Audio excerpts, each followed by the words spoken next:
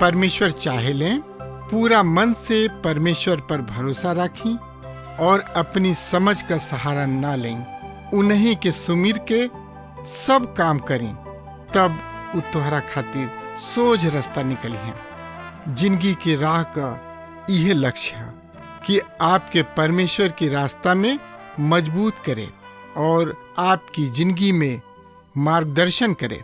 कृपा करके हमारे कार्यक्रम देखें और सुनें, ताकि परमेश्वर आपकी जिंदगी का मार्गदर्शक ठहरें। मित्र, ये अनुच्छेद के हम पवित्र आत्मा द्वारा जिंदगी बितावे के शीर्षक दे सकतानी।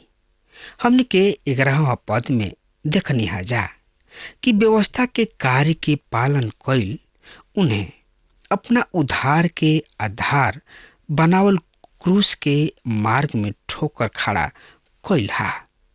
व्यवस्था अर्थात कार्य सब द्वारा मुक्ति प्राप्त के प्रयास कइल क्रूस के राह में ठोकर खड़ा कइल हा।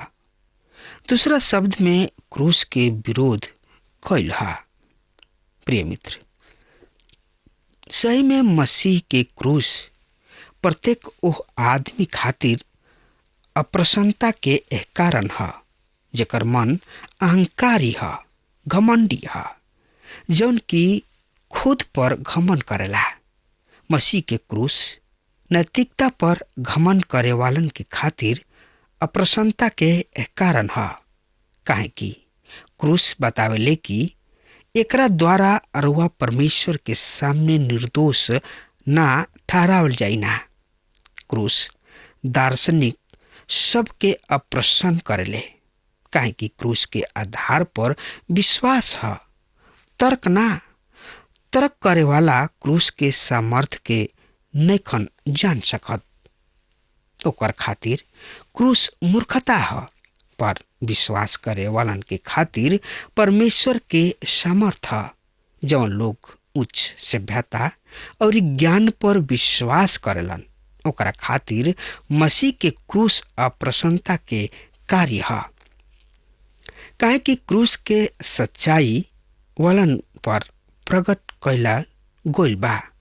परमेश्वर संसार के मूर्खन पर अपना सत्य के प्रकट कैलन, ताकि ज्ञान वालन के तथा अपना आप के ज्ञानी समझे वालन के सिखावसा। जौन लोग उच्च जाति वंश पर भरोसा राखेलन, उहो क्रूस के कथा नाराज होले, काहे कि परमेश्वर संसार के नर्म और दीनन के चुन लेले कि उन्हीं के विश्वास द्वारा परमेश्वर के संतान कहलाए। प्रिय श्रोता मित्र भाई बहन, धार्मिक लोग एकर ऐसे विरोध करेलन, काहे कि क्रूस समस्त मानव पापी प्रमाणित करेले। सब केहू पाप कइले बा और सब केहू परमेश्वर के महिमा से रहित बा। ऐसे मसीह यीशु सब मानव जाति के खातिर क्रूस पर आपन जान दे दिले। क्रम सब पर विश्वास करे वाला भी क्रूस से अप्रसन्न रहेलन, काहे कि क्रूस बतावेले कि सब कुछ पूरा भइल। परमेश्वर मानव उद्धार अर्थात मोक्ष के कार्य खुद पूरा कइले। क्रूस बतावेले कि मुक्ति मोक्ष उद्धार कर्म द्वारा ना, बल्कि विश्वास द्वारा है। क्रूस मानव के क्रम के अंत है। क्रूस धार्मिक व्यक्ति से कहले कि तोहनी लोग के नया जन्म लेवे के आवश्यकता बा। फरीसी निकोदेमुस एगो धार्मिक आदमी रहन, पर प्रभु यीशु मसीह ओकरा से कहलन, तोरा नया जन्म लेवे के जरूरत बा। ई ओकरा खातिर लाजाजनक बात रहे। आज भी जौन प्रचारक नया जन्म के प्रचार करेलन उस संकट और विरोध के सामना करेलन। और कुछ लोग नया जन्म लेवे चाहेलन, उन लोग अपना पुराना मनुष्य तत्व के साथ परमेश्वर के राज में प्रवेश करे चाहेलन, पर ये असंभव बा। परमेश्वर के राज में परमेश्वर के ही नियम धर्म चली, हमार या राउर ना। मनुष्य के चाहे वो पापी होखे या यस कथिक धार्मिक होखे, ओकरा नया जन्म लेवे के बहुते ही जरूरी बा। 13वां पद में संत पौलुस मसीह यीशु में एगो महान आजादी के चर्चा कर रहल बाणे, यानी कि बखान कर रहल बाणे। श्रोता मित्र भाई बहन, और ई एगो महान सत्य है। मसीही जिंदगी बितावे के 3 गो ढंग बा। एकरा में से 2 गो ढंग बिना काम के बा, पर एकरा में से एगो विधिवादिता जेकरा बारे में संत पौलुस ए अध्याय में विचार विमर्श कर रहल बाणे। दूसर का ढंग है स्वेच्छा, जेकरा विषय में संत पौलुस रोमियो के पत्री ओकर 6 अध्याय में चर्चा कइले। अनुग्रह के द्वारा पाप के दंड से बचावे गोइला से हम पुनः पापमय जिंदगी व्यतीत नहीं कर सकत। एकरा खातिर हम आजाद नहीं खी। यदि कोनो मनुष्य एह तरी कर रहल बा तो ऊ पुनः पाप के दास बन जाता। अब ई संभव हो सकता कि रुआ कोनो तरी पाप में गिर जाई, पर रुआ ओकरा में पड़ल ना रहब। जौना तरी उड़ाऊ पुत्र सुअरन के बीच जा पड़ल, पर ऊ उहमे ना रहल। ऊ वहाँ से निकल के फैसला कैलस और ओजा से पुनः अपना बाबू के घर में आके मेल मिलाप कैलस। विश्वासी जन पाप में पड़ल रहल पसंद ना करेलन। ऊ ओकरा के तुरंत त्यागी के अपना प्रभु यीशु मसीह के पास आ जाले। श्रोता मित्र भाई बहन, मसीही जिंदगी ना तो विधिवादिता के जिंदगी है और ना स्वेच्छा दंता के जिंदगी है। तीसर का ढंग आजादी के जिंदगी। गलतियों के पत्री ओकर 5 अध्याय में हम यही आजादी के विषय में अध्ययन करेंगे। विधिवादिता के अंतर्गत केवल 10 आज्ञा ही ना आवेले, पर ई नियम सब के उ माला ह जौना के एगो पवित्र बाइबल के विश्वासी वर्तमान समय में पालन करेलन। और ई नियम रुआ के बतावतानी कि रुआ कहवा नहीं जा सकत और रुआ का नहीं कर सकत। संत पौलुस कहताने कि रुआ सब नियम के पालन करीना, पर फिर भी रुआ मसीही जिंदगी बितावे में असफल बानी। मसीही जिंदगी आजादी के जिंदगी है और ई आजादी मसीह यीशु में बा। रोमियो के पत्री ओकर 6 अध्याय के 22वां पद में संत पौलुस ये आजादी के भेद के स्पष्ट कर रहल बाणे। पर अब पाप से आजाद होके और परमेश्वर के दास बन के तोहरा के ई फल मिलल, जौना के परिणाम पवित्रता और जकर अंत अनंत जिंदगी है। गलतियों के पत्री ओकर 5 अध्याय के 13 पद में संत पौलुस कहताने कि यह आजादी के शारीरिक इच्छा सबके पूरा करे के साधन मत बनावा। श्रोता मित्र भाई बहन, ई व्यवस्था ना बल्कि अनुग्रह है, जवन कि एगो पाप जन के पाप के गुलामी से आजाद करेले, जवन कि हमने के गलत कार्य के करे से आजाद और उचित कार्य करे के अनुमति देले। अनुग्रह हमनी के पाप करे खातिर आजादी ना देले, पर ई हमनी के पाप से आजादी दिलावेले, यानी कि हमनी के आजादी दिलावेले। एगो विश्वासी जन एगो दास के समान परमेश्वर के प्रसन्न करे के इच्छा ना करेले, बल्कि ऊ एगो पुत्र के समान अपना पिता के प्रसन्न करे के इच्छा करेला।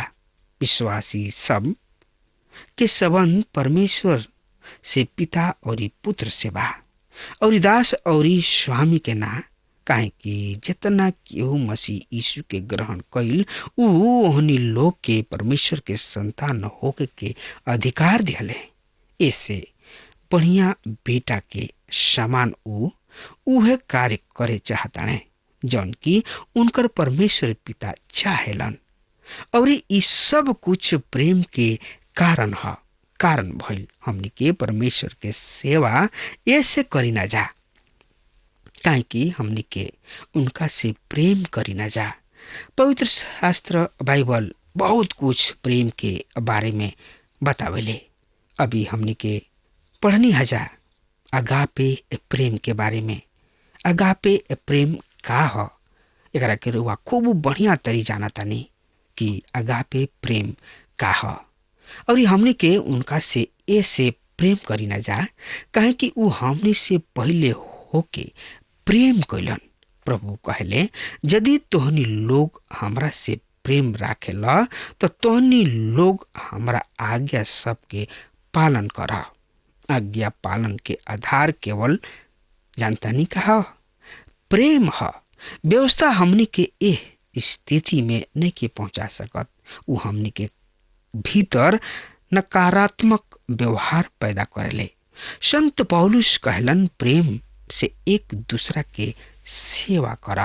अब अगला पद में संत पौलुस एकरा के एगो साधारण कथन के रूप में प्रस्तुत कर रहल बने, और ये चौथा पद में व्यवस्था के अत्यंत सूक्ष्म दशा में पहुंचा दिहल गइल बा। संपूर्ण व्यवस्था तो एक ही शब्द में पूर्ण हो जाले, तू अपना पड़ोसी से अपना समान प्रेम राख। ई ओहनी लोग खातिर ह जौन की एह तरीके बात सोचलन कि ऊ व्यवस्था के अनुसार जिंदगी बिता रहल बानी। ओहनी लोग के खातिर अग्नि ई परीक्षा ह। ई एगो शब्द प्रेम ह। प्रिय श्रोता मित्र भाई बहन, करवा अपना पड़ोसी से अपना समान प्रेम राखी ना। 15 पद के अनुसार यहाँ दूगो शब्द हमनी के सामने आवता, दांत से काटल और फाड़ खाले। दूसरा शब्द में हम एकरा के मांसाहारी मसीही कह सकतानी।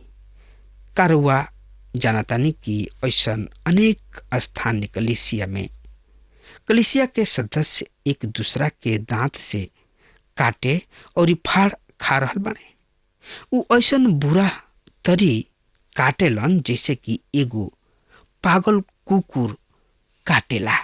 हम ए तरी के कलीसिया के जानतानी जहाँ कलीसिया के सदस्य सब में आपस में कोनो प्रेम नहीं खे, और ई एगो बहुते गंभीर दशा है।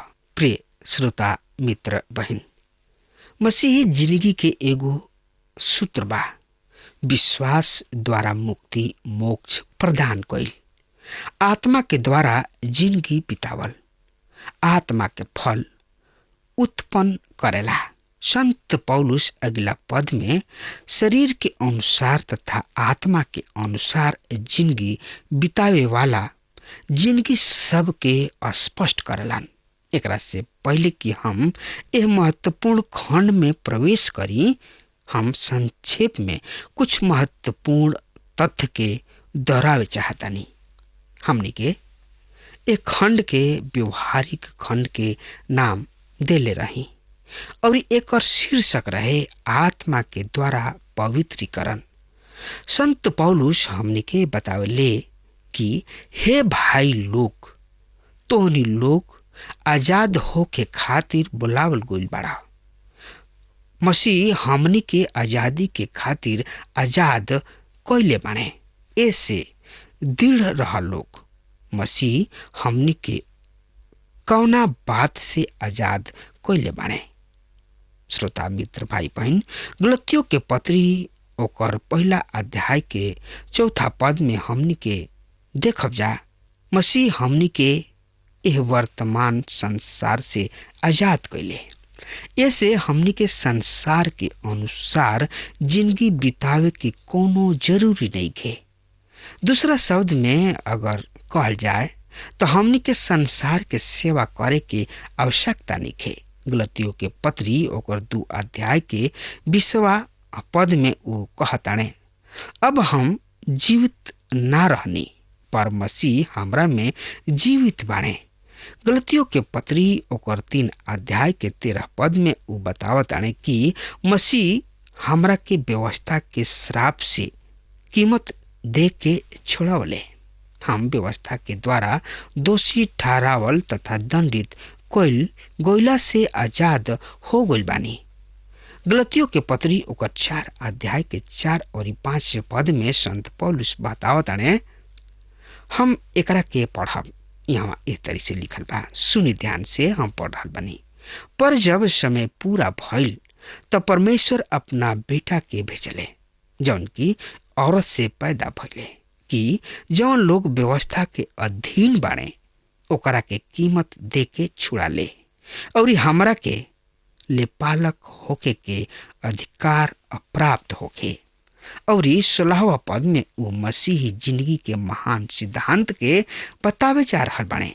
त आई हमने के 16वां पद के भी पढ़ लिहल जाओ। पर हम कहतानी कि पवित्र आत्मा के अनुसार चलत तू शारीरिक इच्छा सबके रीति से पूरा नहीं कर सकत। पवित्र आत्मा के अनुसार चले खातिर यूनानी भाषा में पेरिपेटियो शब्द के प्रयोग भइल बा, जेकर अर्थ ऊपर नीचे चलल। हमनी के जौन सिद्धांत दिहल गइल बा ऊ ह आत्मा के अनुसार चलल। यदि हमनी के एह सिद्धांत के पालन करब जा तो हमनी के कोनो भी दशा में शरीर के लालसा सबके पूर्ण नहीं खिंचा कर सकत। और 17वां पद में ऊ एह बात के अभिव्यक्त करताने। हमनी के एकरा के देख लिहल जाओ। शरीर तो पवित्र आत्मा के विरोध में और पवित्र आत्मा शरीर के विरोध में लालसा करेले। ई त एक दूसरा के विरोध ही है कि जवन तू करे चाहतड़ा ओकरा के ना कर सका। और पवित्र आत्मा शरीर के विरोध में कार्य करेले।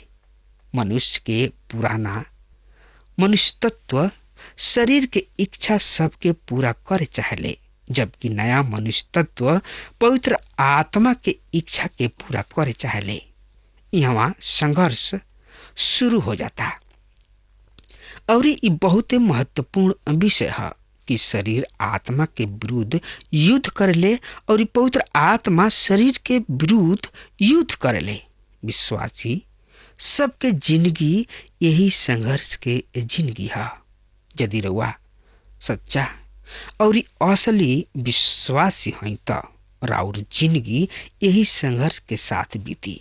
काहे कि शरीर आत्मा के विरोध में तथा पवित्र आत्मा के शरीर के विरोध में लालसा राखेले। प्रभु यीशु मसीह यूहन्ना रचित सुसमाचार ओकर 3 अध्याय के 6वां पद में एगो यहूदी धार्मिक अगुआ के बतौले, जे शरीर से जन्मल बा उ शरीर है और जे आत्मा से जन्मल बा उ आत्मा है। विश्वासी जन इस जिंदगी में एक पुराना स्वभाव से कबहुओ छुटकारा ना पावेलन। यदि केहू यही तरीके बात सोच रहल बा कि उ अपना पुराना स्वभाव से छुटकारा पा चुकल बा तो ई ओकर बहुते दुखद भूल बा। यदि केहू कहे कि हमरा में कोनो पाप नहीं खे तो उ खुद के धोखा दे रहल बा, तो झूठ उ बोल रहल बा तथा झूठ होई। श्रोता मित्र भाई बहन, हमनी के नया स्वभाव पुराना स्वभाव के विरोध करेला। विश्वासी के भीतर हर समय एगो युद्ध छिड़ल रहेला। कारवा कबहू ए तरीके अनुभव कैले बानी। प्रत्येक विश्वासी के भीतर नया और पुराना स्वभाव होला और ई दूर एक दूसरा के विरोध करेला। शरीर आत्मा के और आत्मा शरीर के कार्य के हमेशा विरोध करत रहेला। पर यदि रउआ पवित्र आत्मा द्वारा चलल जा रहल बानी तो रउआ आजाद बानी।